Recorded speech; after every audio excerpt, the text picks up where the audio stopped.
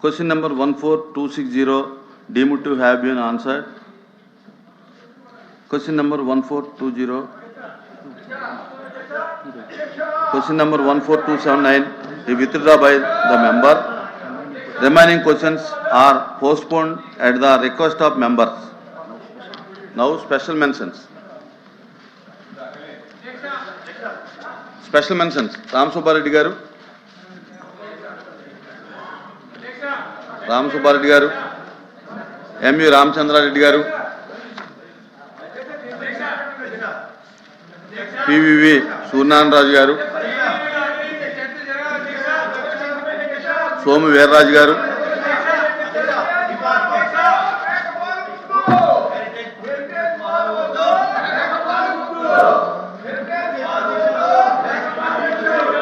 అధ్యక్ష,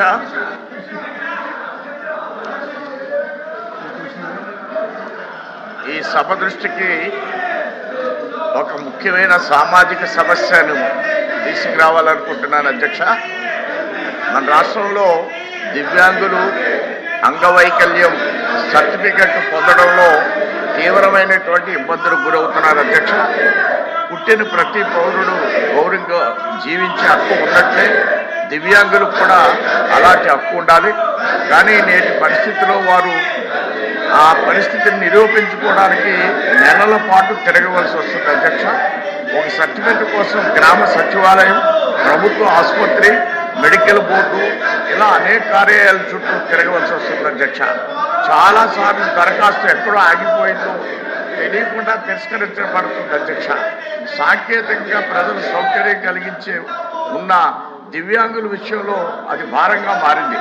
రవాణా సమస్యలు, సహాయకుల అవసరము, పలుమార్లు హాజరు కావాల్సినటువంటి పరిస్థితి, ఇవన్నీ దివ్యాంగుడికే కాదు అతని కుటుంబం కూడా మానసికంగా ఆర్థికంగా భారం మారుతున్నాయి. గౌరవ చైర్మన్ గారు ఈ సర్టిఫికేట్ల ద్వారా పెన్షను, విద్యలో రాయితీలు, ఉద్యోగం, రిజర్వేషన్లు, ప్రభుత్వ పథకాలు లభిస్తున్నాయంటే సర్టిఫికెట్ ఆలస్యమైతే వారి జీవితమే ఆలస్యమయ్యేటువంటి పరిస్థితి ఉంది అధ్యక్ష. కేంద్ర ప్రభుత్వం ఇప్పటికే right of pension with disabilities act 2016 ద్వారా దివ్యాంగుల హక్కులను స్పష్టంగా పేర్కొంది. అలాగే దేశవ్యాప్తంగా ఒకే గుర్తింపున్న యూడిఐడి వ్యవస్థను తీసుకొచ్చింది. అయితే ఈ విధానాలు సక్రమంగా అమలవలసిన బాధ్యత రాష్ట్ర ప్రభుత్వంపై ఉంది.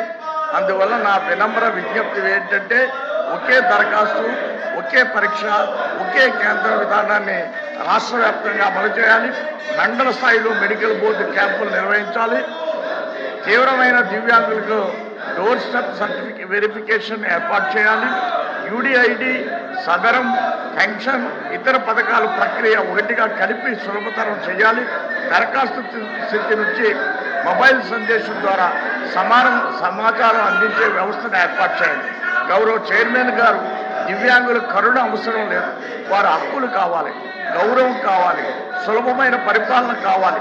వారి కన్నీళ్లు ఫైల్తో కాకుండా పాలనలో మార్పు తీసుకురావాలని, ఈ సమస్యపై ప్రభుత్వం తక్షణ చర్యలు తీసుకుని దివ్యాంగులకు సర్టిఫికేట్ ఇవ్వాలని నేను చైర్మన్ గారిని కోరుతున్నాను.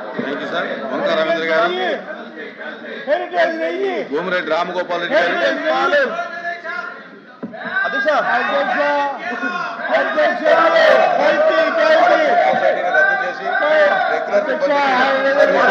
చేయవలసిందిగా కోరుతున్నాను. వివిధ డిఎస్సీల ద్వారా నియమితమైన మోడల్స్ రెగ్యులర్ సిబ్బందులు సుమారు 26 మంది మృతి చెందారు. కారుణ్య నియామక విధానం అమలులో లేకపోవడం వల్ల వారి కుటుంబాలు తీవ్ర ఇబ్బందులు ఎదుర్కొంటున్నాయి. కావున మోడల్ స్కూల్స్ లో కారుణ్య నియామక విధానాన్ని అమలు చేసి మృతి చెందిన ఉద్యోగుల కుటుంబాలకు న్యాయం చేయవలసిందిగా ప్రభుత్వం అవసరమైన చర్యలు తీసుకోవాలని కోరుతున్నాను. అలాగే మోడల్ స్కూల్స్ లో పాఠశాల విద్యతో పాటు ఇంటర్మీడియట్ విద్య నిర్వహించబడుతోంది. మోడల్ స్కూల్స్ లోని పీజీటీ ఉపాధ్యాయులు 9వ తరగతి నుంచి ఇంటర్మీడియట్ వరకు బోధిస్తున్నారు. అందువల్ల ఇంటర్మీడియట్ విద్యను మరింత బలోపేతం చేయడానికి పీజీటీ ఉపాధ్యాయులకు జూనియర్ లెక్చరర్ స్థాయికి ప్రమోషన్ ఛానళ్లు సృష్టించి ప్రమోషన్ కల్పించవలసిందిగా కోరుతున్నాను. మోడల్ స్కూల్స్ లో పనిచేస్తున్న హిందీ ఉపాధ్యాయుల అప్గ్రేడేషన్ సంబంధించి ఫైనాన్స్ డిపార్ట్మెంట్ వారు అడిగిన సమాచారానికి సంబంధించిన ప్రతిపాదనలు ప్రస్తుతం విద్యాశాఖలో పెండింగ్లు ఉన్నాయి. ఈ పై విషయాలపై త్వరితగతిన నిర్ణయం తీసుకుని మోడల్ స్కూల్స్ లో పనిచేస్తున్న ఉపాధ్యాయుల సమస్యలు పరిష్కరించాలని చెప్పి మీ ద్వారా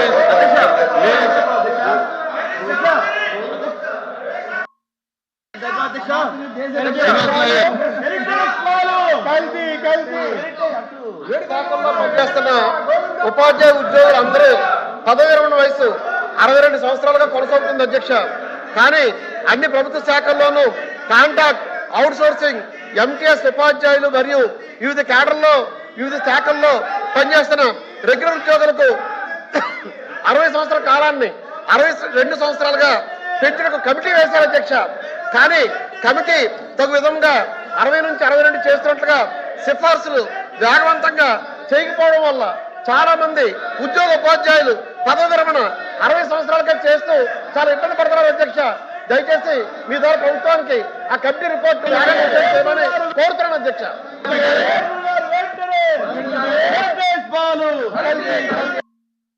పేద విద్యార్థులకు అందుబాటులోకి తీసుకురావడం కొరకు నూతన జాతీయ విద్యా విధానంలో భాగంగా మండలానికి ఒక ఉన్నత పాఠశాలలో 2024-2025 విద్యా సంవత్సరంలో +2ని ప్రారంభించారు అధ్యక్ష. ఆ సంవత్సరంలో అర్హత కలిగినటువంటి స్కూల్ అసిస్టెంట్లను పీజీటీలుగా పదోన్నతి ఇచ్చారు అధ్యక్ష. ఇంటర్ ఫలితాలు కూడా ఉత్తమ ఫలితాలు సాధించారు అధ్యక్ష. కానీ 2025-26 విద్యా సంవత్సరంలో ఒక్క ఫ్యాకల్టీని కూడా నియమించకుండానే విద్యా సంవత్సరం పూర్తయిపోయింది అధ్యక్ష. కనీసం వచ్చే విద్యా సంవత్సరంలో అయినా సరే అర్హత కలిగినటువంటి స్కూల్ అసిస్టెంట్లను పీజీటీలుగా నియమించి +2 వ్యవస్థను బలోపేతం చేయాలని చెప్పి తమ ద్వారా ప్రభుత్వాన్ని కోరుతున్నాను అధ్యక్ష. కల్పలత గారు, నాగబాబు గారు,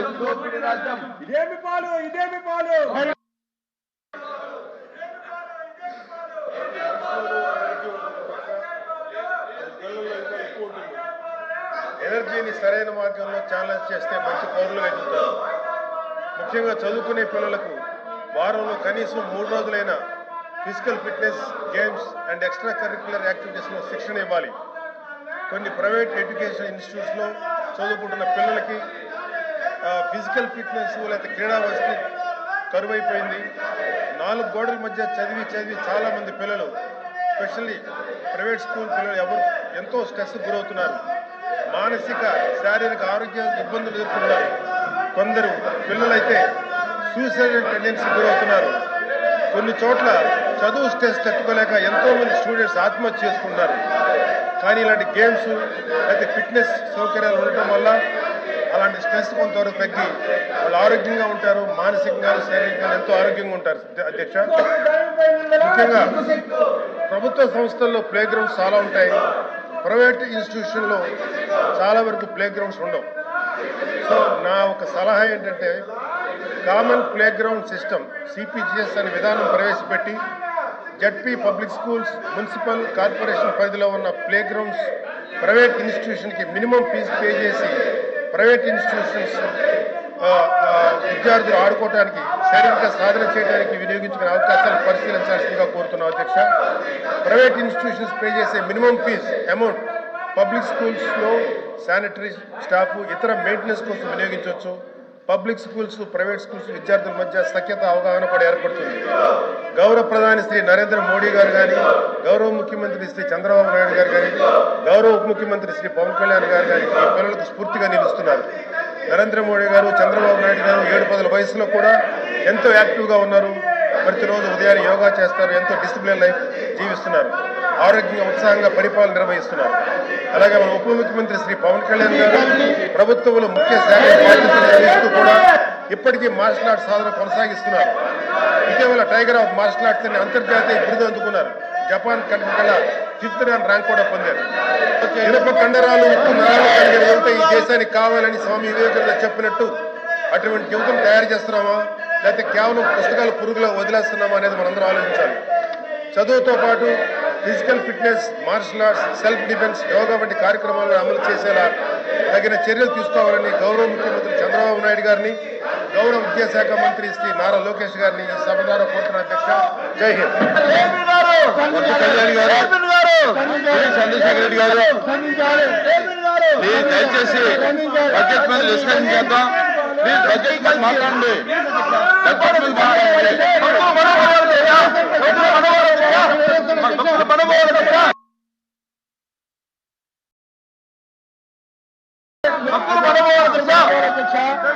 డిస్కస్ చేద్దాం. కూర్చోండి, కూర్చోండి,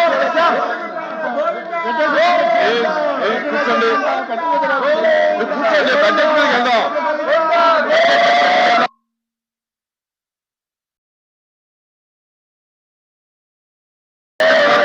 15 minutes.